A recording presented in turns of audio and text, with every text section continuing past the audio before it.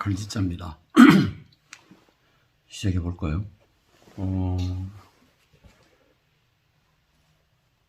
지난 영상에서 얘기했던 이 더 스퀘어의 여운에 대해서 제가 좀 하고 싶은 얘기를 빠뜨린 게 있어서 결국 새 아이 전쟁통을 연상시키는 데에서 사각형에 들어가가지고 서 있는 아이, 결국 마지막에 또 사과하기 위해서 아이를 찾아 나서고 끝맺음이 있는 게 아니라 그러한 여정 속에서 끝나는 영화, 이런 것들이 결국은 딱히 그 얘기가 도달의 끝은 아니지만 아이가 가지고 있는 이 이미지 있죠, 우리가 받아들이는 상징성이라고 해야 되나, 순백함, 천진난만함, 순수함, 이런 거 아니겠습니까? 그런 여운을 계속해서 뿌리는, 그러면서 삶이든 예술이든 간에 결국 이 자체의 그 과정 자체는 여러 가지 모양이 나오는데, 그 모양이 나오게 되어 있는 어떤 바탕에 대한 하나의 이미지로서의 도전이라는 측면에서 저는 이 영화를 대단히 잘 봤고 높이 샀다, 그런 얘기를 하고 싶어서 더 스퀘어라는 영화를 끄집어낸 것이고요. 그리고 내가 지금 계속해서 얘기하고 있는 연기란 것이, 연기란 모양이 있기 전에 연기를 만드는 바탕에 관한 회귀, 되돌아봄, 그리고 늘 돌아가야 될 고향 같은 것이 없이 자꾸 건너뛰는, 월장하는 그런 것들이 실제로 해본 바도 그렇고요. 잘하는 배우라도 아마도 다른 방식으로 틀림없이 이런 걸 하고 있다, 이렇게 보여져서 하고 싶은 얘기였기 때문에, 그게 또 이상하게 더 스퀘어의 던져주는 막판의 이미지 이거하고 닮았어요. 더 스퀘어를 해봤다는 얘기를 하고 싶었습니다. 오늘은 영화 드라이브 마이 카, 그리고 부제를 그리고 나와 너라고 이렇게 붙였습니다. 이 드라이브 마이 카가 어쨌든 실제로 그걸 얘기하려는 건 아닌데, 이 연극 만들기하고 좀 관련이 돼 있어 가지고요, 연기하고도 관련이 돼 있고 제 판단에 그 얘기를 사실은 하려는 건데, 그러려면 일단 드라이브 마이 카를 좀 이렇게 큰 테두리나 짚어봐야 될 것 같아서 오늘은 이 테두리에 대해서 얘기를 좀 하려고 합니다. 늘 말씀드리지만 상 받은 것 자체는 중요한 건 아닙니다만, 어떤 거는 상 받았다고 해서 본 것도 있고, 저는 태반은 보고 난 뒤에 알았어요. 기생충조차도 그랬습니다. 먼저 봤고, 아무튼 2021년 아카데미 영화의 외국어 영화상을 받은 일본 작품입니다. 드라이브 마이 카는 내 차 내가 몰기가 아닙니까? 근데 차라는 비유체를 써서 내 인생 내가 몬다, 이런 뜻으로 쓰인 것 같기도 해요. 방금 말씀드렸듯이 이 영화의 소재나 구성하는 품목이나 재료 자체는 전반적으로는 연극 만들기에 있는데, 그걸 노리는 건 아니지만 이라고 말씀을 드렸잖아요. 사실 이 영화에서 이제 나는 이제 연기 쪽에서 이렇게 주목을 해서 보니까, 그 안에 연극 만들기에서 그런 질문을 하게 만들어요. 나라는 배우하고 내가 맡은 그 어떤 역할 간의 조우, 만남 말이죠. 그리고 역할을 어떻게 이해할 거냐? 그리고 나와 역할은 관계를 어떻게 맺어야지 역할화 될 수 있지, 타인화 될 수 있지. 늘 그런 질문을 품고 있었는데, 예, 여기서 조금 이 얘기를 건드리고, 그런 이거에 대해서 너무 변죽만 올리는 것 같아서 저는 이제 이어서 얘기를 하고, 영화는 뭐 어떨지 몰라도 좀 내가 생각하기엔 좀 다르다. 만약에 이걸 연기에 무슨 교과서로 좀 이렇게 바라본다면, 하나의 텍스트로 바라본다면 틀렸다는 얘기를 하고 싶어서 그런 거고. 뭐 방금 말씀드렸듯이 체홉의 바냐 아저씨란 작품을 만들기를 하는 과정이 있어요. 예. 그리고 여기 이 영화의 주인공인 남자는 배우이기도 하고 연출이기도 해요. 연극 연출이기도 한데 실제로 바나 역을 자기가 한 적도 있습니다. 아무튼 이건 전제돼 있어요. 근데 이 영화의 첫 장면은, 그러니까 이 첫 장면을 보면 되게 전체를 이렇게 윤곽을 적어도 그걸 더듬어서 이제 과정을 통해서 가야 되는데, 제가 지금 얘기하려면 전혀 관계없어요. 그러니까 이 영화는 이런 거죠. 부인의 모한 죽음으로부터 출발합니다. 거기에 어떤 청년이 엮여져 있는데, 이 청년이 내가 이렇게 본 바로는 같은 직장에 있는 모양인데, 평소에 사모했거나 혹은 지나침에 나면 좀 사랑했거나 정확하게 모르겠어요. 아무튼 그 청년이 뒤에 나오거든요. 앞에 잠깐 보여주고. 그래서 잠깐 얘기해 놓고요. 아내가 죽고 난 이후에, 그건 앞장에 간단하게 이야기하고 끝납니다. 그럼 끝나고, 어디서 주문이 들어와요. 지방정부에 있는 어떤 산하급 연극 극장인 같은데, 거기서 연출 의뢰가 들어옵니다. 연출은 아까 얘기했듯이 바냐 아저씨라는 작품을 연출을 해달라는 거고,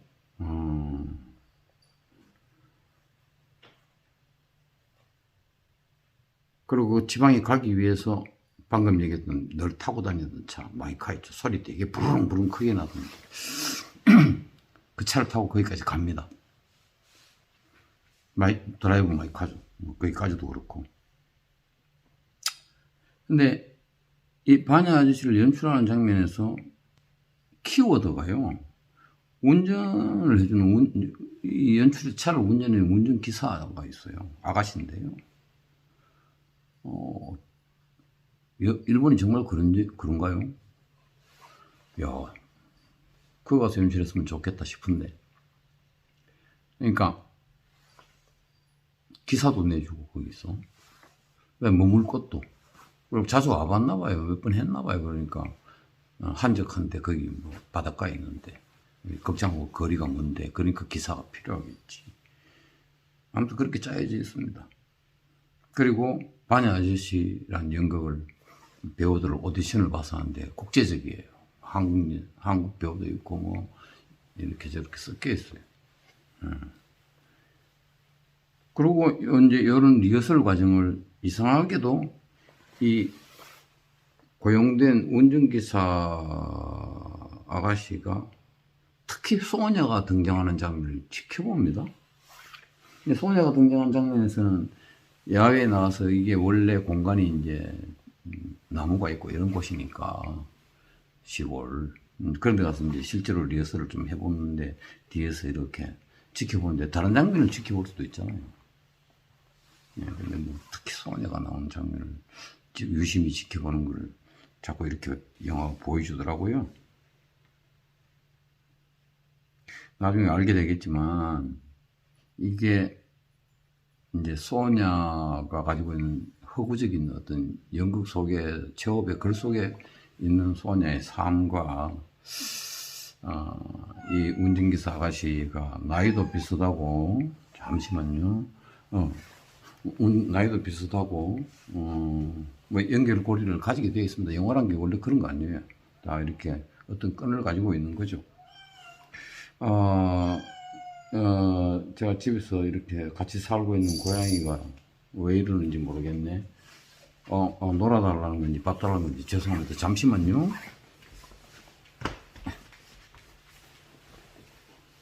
뜻하지 않게 방해를 하네. 밥 좀 주고 오겠습니다. 왜? 참나. 엄마 아빠 바빠. 지금. 그래.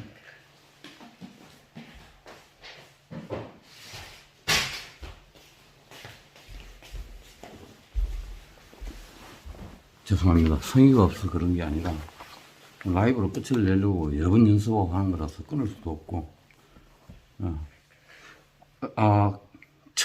이 반야씨랑 첫 오디션 끝나고 첫 리딩을 합니다. 근데 이게 재밌었어요. 그냥 당신이 가지고 있는 인물에 대한 어떤 선입견, 특히 그 중에 감정 빼고 또박또박 심하게는 그냥 읽어라. 이걸 며칠을 계속해요. 그러니까 배우들은 왜 이러지? 한두 번은 이해가 되는데 계속 이러니까 그 속에 담긴 내용은요, 그냥 제 해석인데 역할하고 배우랑 나하고 만남을 위해서 일단 거리를 둬야 된다. 이런 얘기가 나하고. 왜냐면 내가 그 역할이 아니니까. 어떤 거리인지를 잘 모르겠어.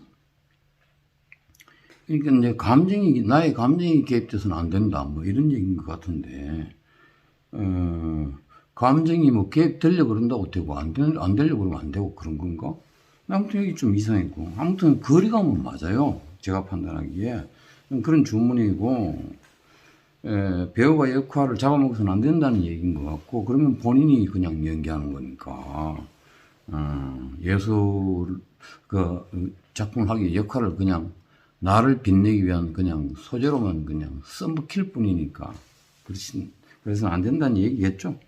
그렇지만 배우들은 오해합니다. 이거 뭐 하루 이틀도 아니고 너무 심하게 길게 가는 거 아니야?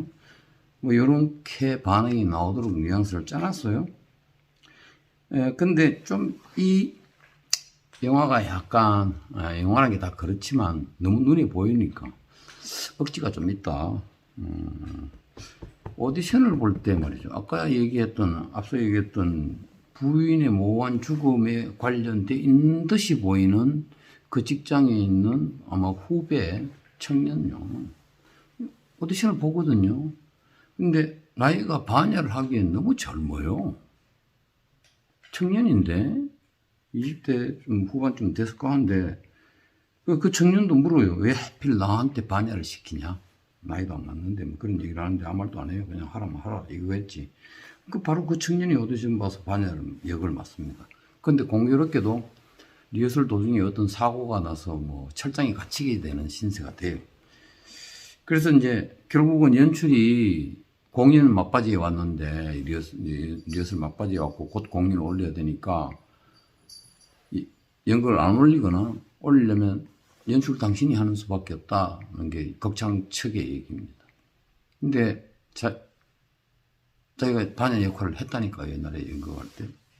대사 조금만 보면 대사 다 안다 이거지. 이게 억지 아니냐 좀 그렇더라고요. 여기서 주목할 만한 두 장면이 있는데 일단 이 장면은 결국 이 작품 전체가 얘기한 이미지와 관련이 되어 있다고 싶어서 이 우회로가 밝히는 관계가 뭔지를 좀 들여다보겠습니다. 이제 연출이 반야를 맡을 수밖에 없다는 것도 좀 그렇지만, 아까 얘기했던 이 소냐하고 이 운전기사 아가씨하고 말이죠. 주인공 반야가 결과적으로 보면은 반야라는 인물, 허구적 인물과 연출 간에 점점 정서적인 동일체로 가는 거예요. 그런가 하면은 이 운전기사의 삶 또한 그렇게 됐나 봐요. 소냐하고 비슷했나 봐. 그래서 결국은 이 운전기사가 궁극적으로는 소냐하고 정서적 동일체가 된다는 인상이 아니라 그렇다라고 이 영화는 얘기를 하고 있습니다. 그러면서 제일 처음에 리허설에 강조했던 나와 너의 구분짓기가 어느덧 사라져버렸다. 결국은 연기로 따지자면 내가 역할과 정서적 동일체가 되기 위해서는 일단은 나하고는 거리를 둬야 된다는 얘기고, 거리두기를 통해서 이렇게 변주를 하면서 이렇게 추적하고 이러면서 막판에는 그러면 정서적 동일체가 돼야 된다는 얘기잖아요.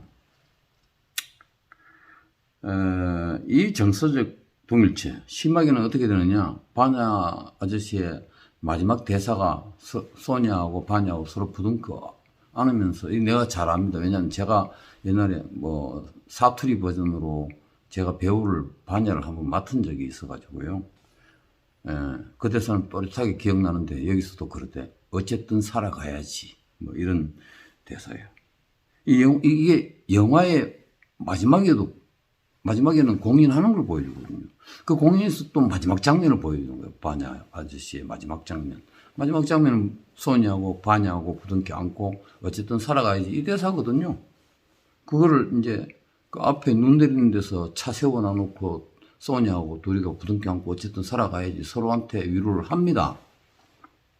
글쎄, 물론 뒷장면이 하나 더 있어요. 그러고는 뭐 한국 마켓을 가는 건가 뭐 있긴 한데, 아무튼 이게 드라이브 마이 카하고 내 차 내가 몬다는 것과 어쨌든 살아가요 하고, 이게 약간 괜한 밀당을 하는 듯한 느낌이 드는 거예요.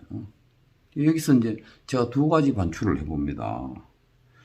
이게 리허설 시작부에 괜히 거리두기 한 거는, 그 영화를 만들려 가려는 데에 어떤 내숭이 지나지 않는 건 아닌가?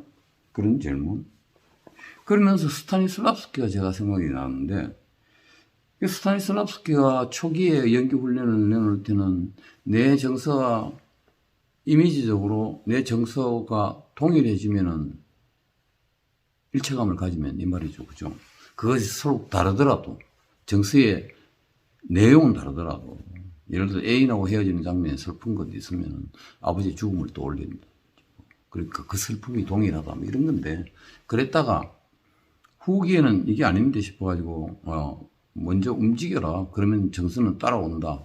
라는 식으로, 접근법을 뒤집었어요. 그러니까, 울음이 나서 슬퍼서 벽을 치는 게 아니라, 혹은 화가 나서 벽을 치는 게 아니라, 그냥 일단 신체적으로 먼저 벽을 쳐라.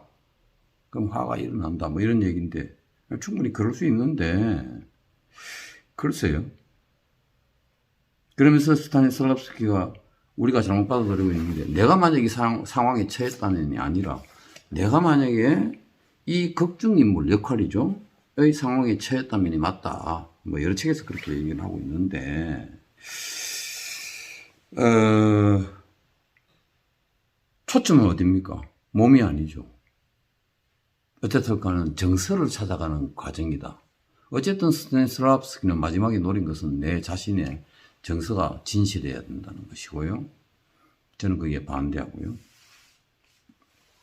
그렇게 되면 진짜 정서 아니냐? 저는 하여튼 아니라고 보는데. 이 영화에서 자꾸 그렇게 주장을 하니까, 이걸 주장하려고 영화 만든 건 아니죠, 물론. 그런데, 빌미 삼아 얘기해보고 싶었어요. 그러니까 결국 이 정서 연기라는 게 뭡니까? 정서적으로 내가 상상한 인물의 정서와 를 빙의하라는 거 아니야. 이상한데? 제가 지금까지 살면서 뭐 연극을 만들고 하면서 연기에 대해서 고민하고 한 거는 일단 이건 아니다. 그럴 수는 있지만 그럴 수는 없다. 특히 라이브에서는 그 똑같은 정서가 공연 한 번 하고 치우는 것도 아니고 말이죠. 그러니까 늘 할 때마다 다른 거니까, 새로우니까 라이브인데 그거 어떻게 똑같이 가져가지? 그러다 보니 제가 이 질문을 합니다. 그렇다면 배우와 역할은 어떻게 만나냐?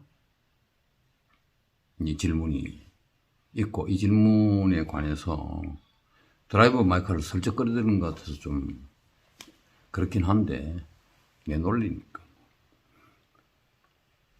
다음 영상에서 좀 해몽을 이론적으로 남아 해보도록 하겠습니다.